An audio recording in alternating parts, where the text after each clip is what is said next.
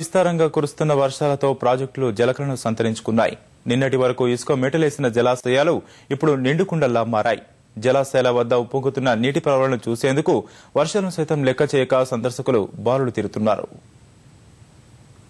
ప్రాజెక్టులకు జలకళ వచ్చింది. ఢిల్లీ, ఉత్తరప్రదేశ్, హర్యానా, మధ్యప్రదేశ్, ముంబాయి, కర్ణాటక సహా దేశవ్యాప్తంగా కురుస్తున్న వానలతో జలాశయాల్లో భారీగా నీరు చేరింది. దీంతో నిన్నటి వరకు వెలవెలబోయిన ప్రాజెక్టులన్నీ నీటితో కలకలలాడుతున్నాయి.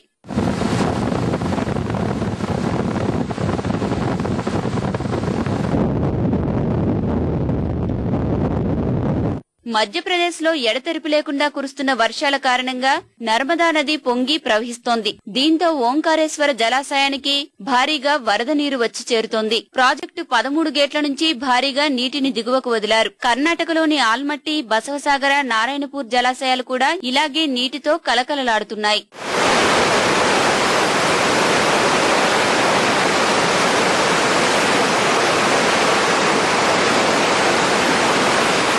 జలాశయాల్లోకి భారీగా చేరిన నీరు గేట్లను దాటుకుని ఉప్పొంగి దూకుతూ దిగువకు పరుగులిడుతోంది. ఈ ప్రవాహ దృశ్యాలను చూసేందుకు జలాశయాల వద్దకు సందర్శకులు భారీగా తరలివస్తున్నారు. దీంతో ప్రాజెక్టుల వద్ద పర్యాటకుల సందడి పెరిగింది.